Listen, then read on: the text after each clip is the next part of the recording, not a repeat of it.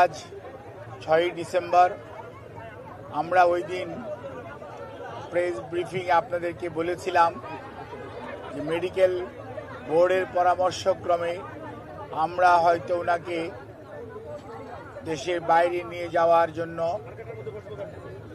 সর্বোচ্চ পর্যায়ের চেষ্টা অব্যাহত রেখেছিলাম, কিন্তু ওনার যে এয়ার অ্যাম্বুলেন্স যেটি কাতার এর আমিরের পাঠানোর জন্য যিনি উদ্যোগ নিয়েছেন, সেই এয়ার অ্যাম্বুলেন্সের কারিগরি ত্রুটির কারণে ওটাও যেমন আসতে পারে না, এটা সত্যি কথা।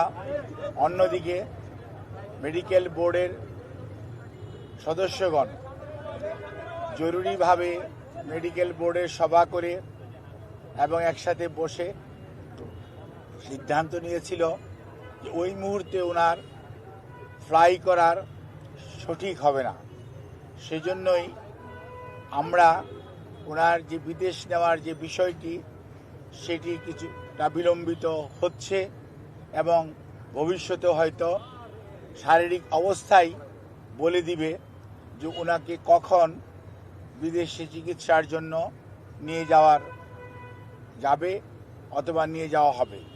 কাজেই এখন আমাদের মেডিকেল অ্যাম্বুলেন্স সবসময়ই প্রস্তুত আছে, কিন্তু প্রস্তুত থাকলেও সর্বোচ্চ পর্যায়ে দেশনেত্রী বেগম খালেদা জিয়ার সুচিকিৎসা এবং ওনার সেফটি অ্যান্ড সিকিউরিটি অর্থাৎ চিকিৎসাগত দিক থেকে এইটি অত্যন্ত প্রাধান্য পাচ্ছে সর্বত্রই।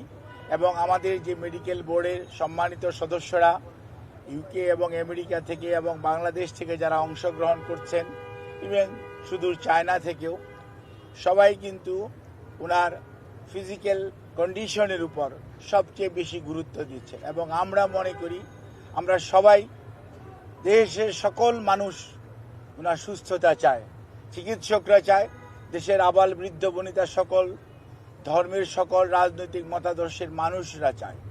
কাজেই যেহেতু ওনার স্বাস্থ্য আমাদের সর্বোচ্চ অগ্রাধিকার, সেজন্য আমাদের ভারপ্রাপ্ত চেয়ারম্যান সার্বক্ষণিকভাবে জনাব তারেক রহমান সাহেব এটি যেমন তদারকিও করছেন এবং এ ব্যাপারে চিকিৎসকদের মতামতকেই উনি সবচেয়ে বেশি অগ্রাধিকার দিচ্ছেন। দলও সেই অনুযায়ী অগ্রাধিকার দিচ্ছে, কারণ সবচেয়ে বড় কথা মনে রাখতে হবে যে মেডিকেল বোর্ডের সদস্যরা বিগত 6 বৎসর যাবৎ ওনাকে বিভিন্ন সময় যে সেবা দিয়ে এসছেন, প্রতিকূল পরিস্থিতিতেও। আজকে হয়তো পরিস্থিতি কিছুটা বদলেছে, কিন্তু আপনারা সবাই সাক্ষী কি অবস্থার মধ্যে দিয়ে আমাদেরকে বিগত 6টি বৎসর পার করতে হয়েছে। কাজে এই অবস্থার মধ্যে মেডিকেল বোর্ডের সদস্যরা অত্যন্ত দৃঢ়তার সঙ্গে এবং অত্যন্ত professionally they are handling the matter.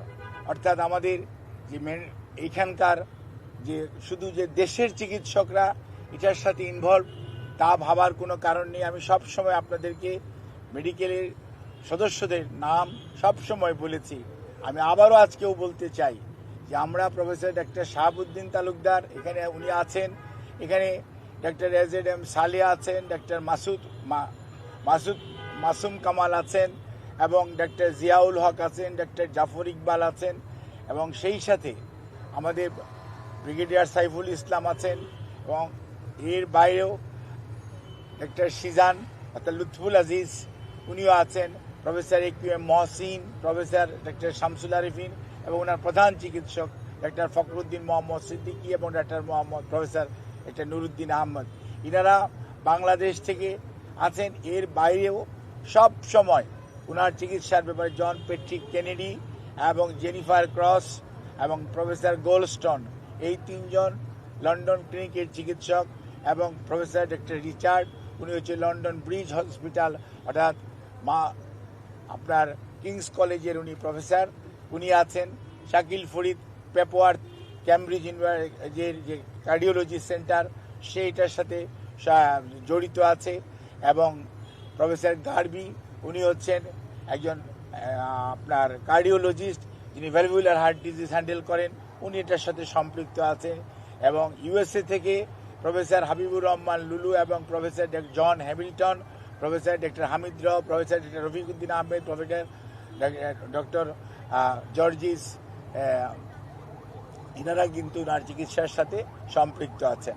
কাজেই সব সময় এই চিকিৎসার সমন্বয়ের জন্য ডক্টর জুবাইদা রহমান, উনি আগে লন্ডনে ছিলেন, গতকালকে উনি এসছেন এবং উনিও সার্বক্ষণিকভাবে এই চিকিৎসা মেডিকেল বোর্ডের সকাল বিকাল যে মেডিকেল বোর্ড বসে পরামর্শ করে সেই সমস্ত বিষয়ে উনি অংশগ্রহণ করেন এবং সার্বিকভাবে ওনার পরিবারের সদস্যদের মধ্যে বিশেষ করে সৈয়দ আশরাফুল্লাহ রহমান এবং শামীম ইস্কান্দার সাহেব সহ পরিবারের সদস্যরাও এই মেডিকেল বোর্ডের সভা বসার পরবর্তীতে তাদেরকেও এবং আমাদের ভারপ্রাপ্ত চেয়ারম্যান জনাব তারেক রহমান সাহেবকে, আমাদের দলের মহাসচিব মির্জা ফখরুল ইসলাম আলমগীর সহ দলের সর্বোচ্চ পর্যায়ে নেতৃবৃন্দকে যথাযথভাবে অবহিত করে রাখা হয়েছে। কাজে ওনার চিকিৎসার ব্যাপারে বিভিন্ন ধরনের সোশ্যাল মিডিয়াতে, আমি তো সোশ্যাল মিডিয়া দেখার সুযোগ হয় না, আমি দেখিও না, কিন্তু কোনো সময় অনেক গুজব শোনা যাচ্ছে বা অনেকে বেড়ায়।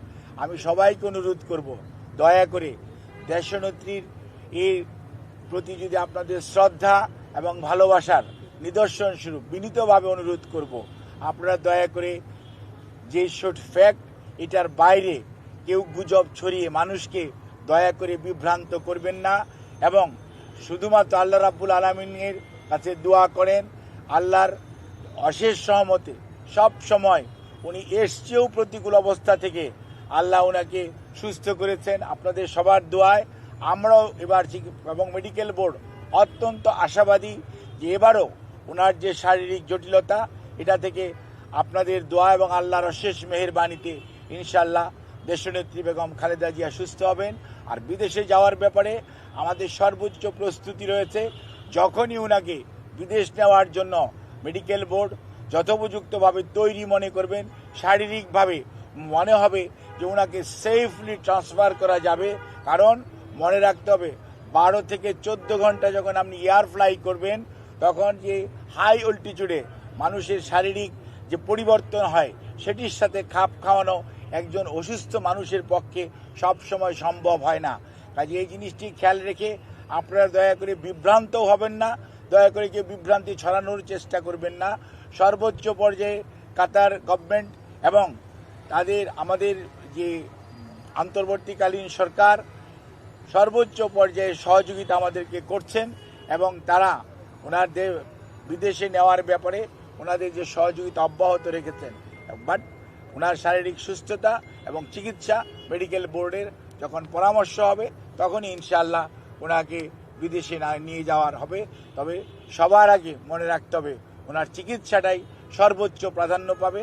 সেই জন্যই ওনাকে চিকিৎসার জন্যই এখানকার হাসপাতালের কর্তৃপক্ষ এবং সেই সাথে কর্মরত সকল পর্যায়ের স্টাফস যারা ওনার চিকিৎসার সাথে সম্পৃক্ত, যারা চিকিৎসার সাথে সম্পৃক্ত না, সবাই সহযোগিতা করছেন।